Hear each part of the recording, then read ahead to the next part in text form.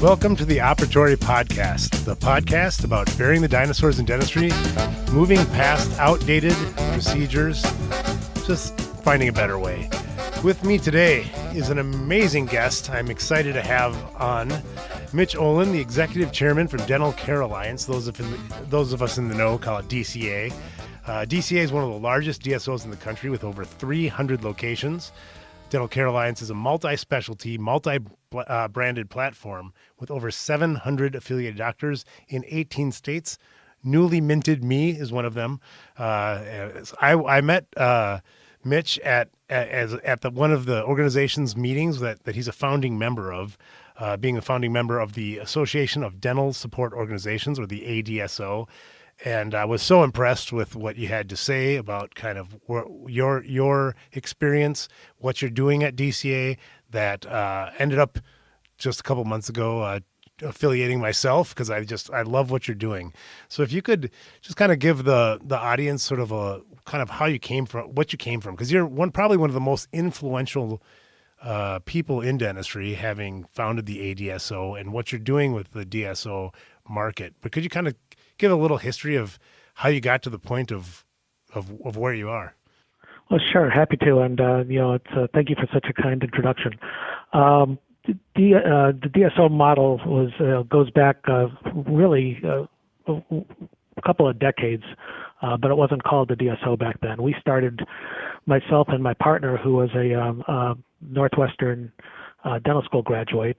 We started the DCA back in the early 90s, and it was originally to help those dentists that were struggling with the business side of things, and wanted to offload some of the business management as well as monetize some of the equity in their practices. It's evolved today to be the most rapid growing segment of dentistry, and we've evolved with it, and over time have grown into one of the largest DSOs in the market by continuing to accommodate the needs of the dentist. The marketplace, if you will, in its truest form, is consolidating quite rapidly as what we call a mom and pop industry, which is very similar to what we're seeing in other healthcare verticals at this time. But being a part of it for the last 25 years it's been a great ride, and I'm still excited about where we're at. We're not in the infancy any longer, but the industry is now a toddler and still with lots of room to grow. I think that's lots of opportunity. Thanks. I think that's one of the things that the average dentist doesn't understand, that it's still a toddler, and that people think of DSOs as like this sort of as such a large percentage of the marketplace, but it's still very, very, it's growing rapidly, like you said, but very small. And as a general dentist who has a very large practice and two practices, and when I went to the ADSO meeting, I was kind of blown away. We had this discussion there where I was blown away with how open people are talking to each other, much more so than other dental groups that I've been at, and helping each other. It was a really supportive environment, and it was really interesting to see. So I feel like we've talked on the podcast before about how there's some misconceptions in the DSO community, and I think meeting great people like yourself and seeing how you support the owner dentist is important. And you've seen it mature over the years, obviously being part of it for the last 25 years. What do you think? Where do you think things are now that where the change is going on now in the DSO space? Yeah, that's a good question. I mean, the penetration of the DSOs right now is, by most estimates, between 15 and 20% of the market is affiliated with a DSO of one type or another. And there are many different types of DSOs out there. So if you've seen or heard of one DSO, you've seen or heard of one DSO. There's a lot of different approaches to the business models. I've seen success with just virtually every model out there. I've also seen some struggles with virtually every model out there. And the difference is the management teams, the understanding of the dental market, how well they understand it, how seasoned they are. And I think what you're going to continue to see is the rapid growth of the DSO market at a pace that is somewhere between 10 and 15% growth a year, which the dental space overall is only growing at a couple percent a year. So you're seeing more docs affiliate with DSOs. You're seeing more DSOs open up de novos, and it's just because the market is really moving towards that the DSO model for a number of different reasons. The DSOs are not changing the way dentistry is practiced as much as responding to the way or to the changes that dentistry is practiced. And I think it's only going to continue to grow because you've got the average student coming out of school now with $300,000 in debt. You got 50% of the graduates are female. So the demographics have changed, the economics have changed, the traditional model of succession plan within a successful dental practice is changed, and the DSOs are filling that void. I mean, I obviously completely agree with you, and I think that one of the things that I see going on, this isn't like a group practice or solo practitioner. The world is just changing at a more rapid rate, and it's hard for mom and pop shop, so to speak, to adapt to the change, especially if you don't have a lot of people looking at things all of the time, and really, I think the marketplace that's changing rapidly is really being understood by groups like Dental Care Alliance and able to bring that to their community of dentists. So it's I think the misconception for a lot of dentists is, and I should ask you if you share this, that they think of like DSOs as doing like billing or something, but they're actually adding a bunch of support to these offices to help them deal with the rapidly changing marketplace. Do you agree? There's definitely a full, robust menu of services within most DSOs. Some smaller ones in particular just don't have the infrastructure to provide some of the services, but services such as accounting, treasury management, accounts payable, human resources, recruiting, marketing. Some of them have call centers to answer calls for new patients that sometimes in many dental offices go to voicemail. You've got your IT operations, you got your purchasing departments, you have software management, hardware management, facility management. These are all things that most dentists don't enjoy doing, and few dentists were formally trained in doing. And as the management of operating a dental practice becomes more complex, and the business of operating a dental practice becomes more complex, these are things that we have found that most dentists are more than happy to get off their plate, which allows them more time to serve their patients and grow their practice and do what they've been trained and what they love to do. I think that's fantastic, and I think, as you said, if you've seen one DSO, you've seen one DSO. I think the overall impression that dentists have is they just say DSO like a blanket subject matter, like a blanket category, as if all dentists were the same. Obviously every dental practice is different. There's no reason why every DSO wouldn't also be different. So, and I would have been absolutely impressed with the Dental Care Alliance model, which, some DSOs will start de novos primarily, or other ones may like buy offices that are having issues so they can kind of do the quick, easy remodel and stuff. What could you specifically talk about what DCA's model is and how? Because I feel it's very different than other DSOs that I've talked to. Well, DCA has evolved over time. I mean, our model has always been very doctor-centric, and now a lot of groups will say that, but it's really how is that executed upon. We like to partner with our affiliates. We like to have aligned goals to grow a practice, to grow into a marketplace. And when I talk about partnering, that's partnering at the local level as well as at the DCA holdco level, which is an opportunity for for dentists to really diversify their portfolio, their investment portfolio. Most dentists have their practice as their primary asset, their largest asset.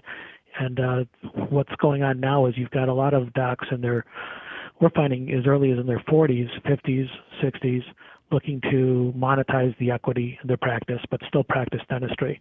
and DCA is a solution for that, as are other DSOs. We find that the average dentist is looking to just really pull back from some of the challenges of running their day-to-day practice, and that's where we step in. We want to help them, and what that means to you is going to be different than what it means to the next guy or the third person or the one next year. And it's really assessing what the current situation is. How can we add value, and then is it a good partnership to move forward with? And it's been a model that's been successful, and we keep on evolving as the market's needs evolve. That's really neat. One question I have for you too is that you've obviously grown with DCA for a number of years and started off for, about 10 years in various management capacities in orthodontics and then moving up with DCA. That's not an easy thing to do, I would imagine, going from sort of working in various orthodontic appliances, then now running this large group of over 300 practices. What has been your sort of personal biggest challenges in dealing with that level of your career growth? Has been phenomenal, and most dentists, I think, go to the office every day and do the same thing, and hopefully the practice grows a little bit. But like, you've had this huge career transition over the years. So personally, kind of like how have you been able to keep that up? Yeah, well, excuse me. The first 10 years out of college, I worked with what is now the largest orthodontic manufacturer and marketer, and had a great run with them, moving up into a number of different management roles. When my partner, the original dentist, the founder of DCA, reached out to me, and we started this back in 1994. It was very small. It was a startup operation. We had only a couple of offices. And so, growing and learning on the job of how to build a multi-site, multi-state operation to support the scope of services and professionals that we support has been quite a rewarding experience, but a challenging one as well.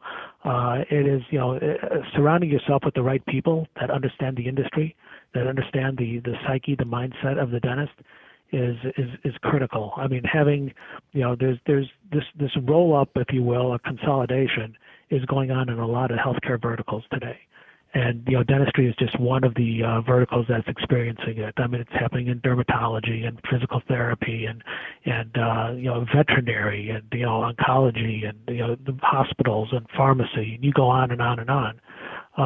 But coming from those other verticals doesn't necessarily translate to success in dentistry. You have to understand the dentist. You have to understand the dental market. You have to understand the consumer, because dentistry is got more of a retail orientation than some of the other healthcare verticals. It doesn't have the same insurance opportunities and challenges as some of the other verticals, and understanding that is critical. And I think that for me, learning that on the ground, being in the trenches, and moving up within the organization, it just it allows me to better understand some of the opportunities, but more importantly, the challenges that the average dentist faces day to day.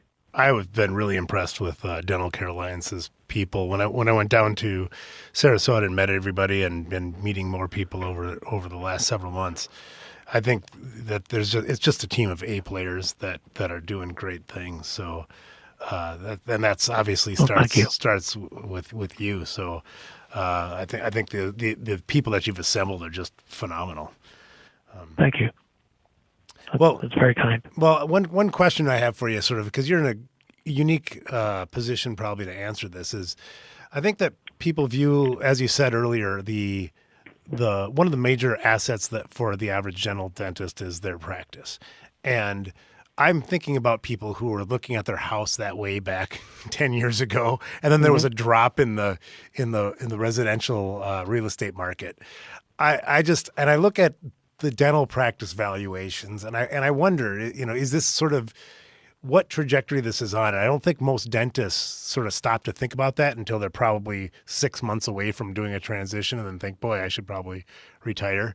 And so what would you say, where do you think we are sort of in the dental practice valuation life cycle, if there even is a life cycle, if it just continually grows at a steady mark? Well, I'd say we're in the last third of the game in terms of it going up.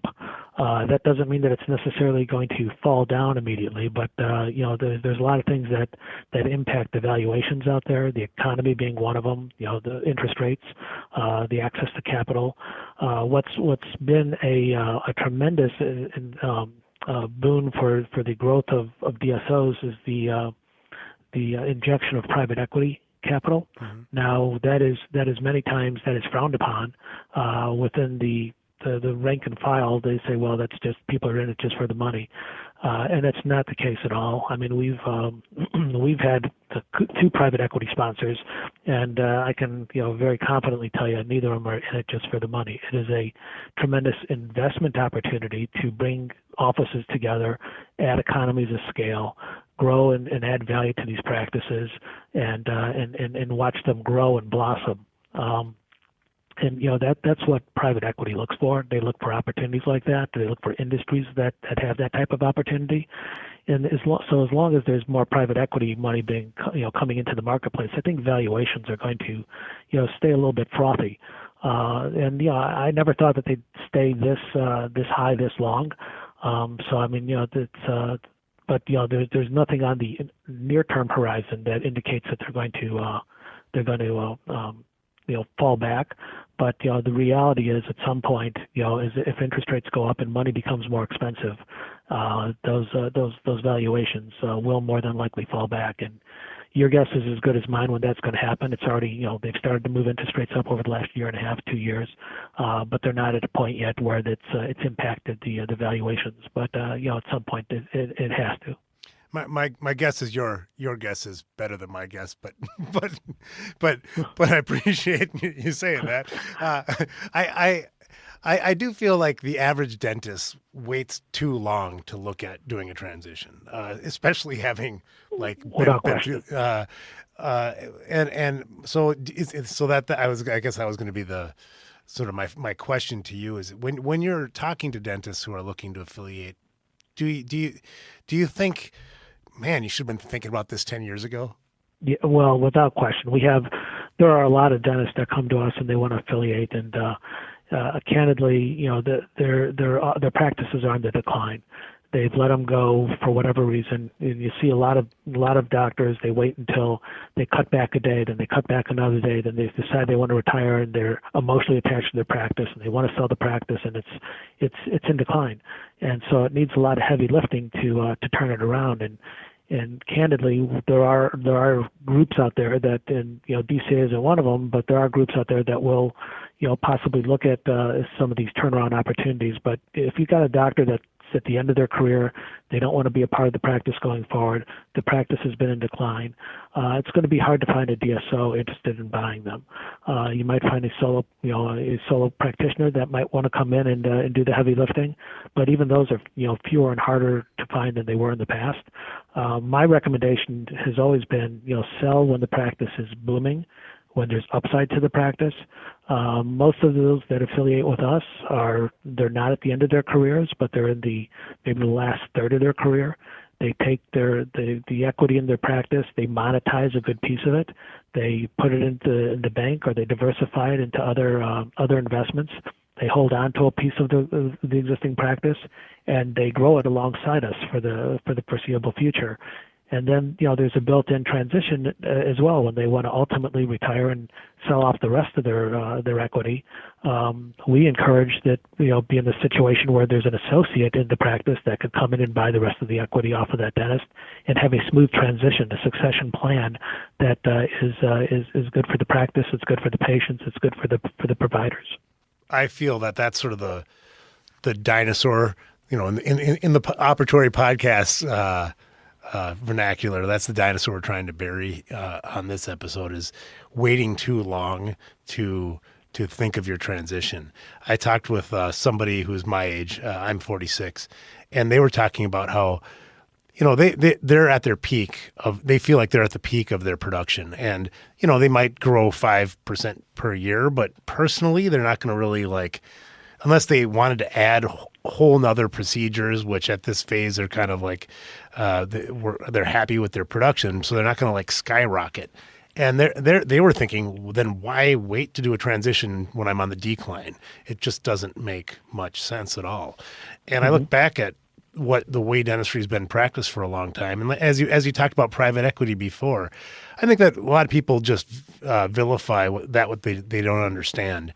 And really, the reason why dentistry, I believe, is good for private equity is because it's a great business where when done right, everybody wins, right? The patient wins, Exactly. the practice wins, investors win. And unfortunately in dentistry, there's a lot of people that aren't practicing where everybody wins. And so if you come in, I think that's what's just so great about dentistry. But I think that the people who talk about private equity sort of in a negative light don't understand that it's no different than if you go to one dental practice and they're not, let's say they're not following infection control protocols and you think it's horrific. And then you go to another one, they're doing everything right. There's just different groups, just like DSOs. If you've seen one private equity group, you've probably met one private equity group, right? Exactly. Yeah. Yeah, and I think that's a very good point. And the private equity groups, when they identify a market, it's because of the factors that you just identified. They're looking for places where they can invest and get a nice return on that investment for whatever that means. But it's not at the expense of doing the right thing in the practice. It's not the expense of doing the right thing for the patient. They do not come in and dictate the practice of dentistry. They do not come into DCA and dictate, how we need to be running our business.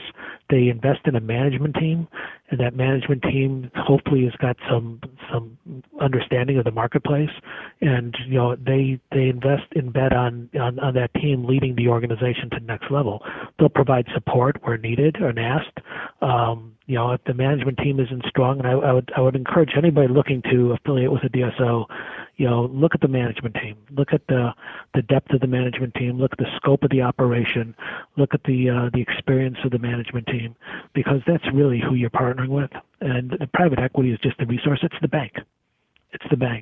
And they've been a good for the industry. I think that's what's one of the reasons its valuations have run up. But they've been the answer for a lot of folks that have built very successful practices that would have a hard time looking to sell them today. How do you sell a $2-3 million practice to an associate that's sitting on $300,000 in debt, or to somebody that is looking for a work-life balance and doesn't really want to own a practice? The graduate today is coming out with a different mindset than the graduates 20, 30 years ago. And unfortunately, some of the mindset surrounding DSOs and private equity is old school. And they're being educated over time, but there's some just old school thoughts, and maybe they've heard of a bad experience that somebody had, but that's one bad experience. That's not the whole industry. Shouldn't be painted with the same brush. Well, and unfortunately, it's not like people are out there looking for the positive news, right? if there's negative news, it gets blown up, just like any other aspect of news, right? The people are looking for things that either validate what they're already thinking, or else are negative, so that they can latch on to, for the most part.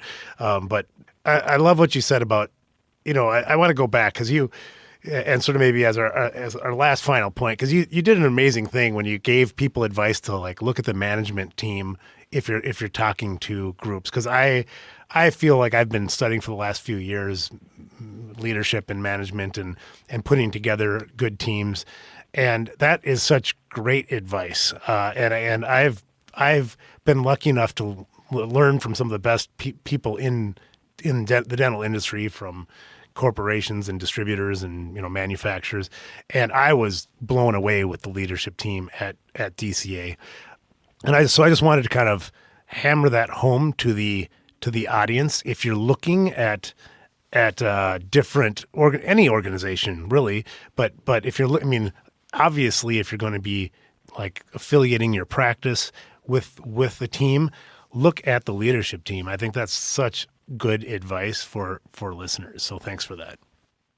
My pleasure. I think we've seen a lot of teams out there that have been very successful, and there's a lot that haven't. There's struggled. There's now somewhere upwards of 70 to 90 DSOs in the country. So there's a lot of options, but make sure you pick the right one, the one that meets your needs. Well, thank you very much. Thanks for being on the podcast, and it's been great talking to you. My pleasure. Likewise. Thanks for thanks for inviting me. Sure.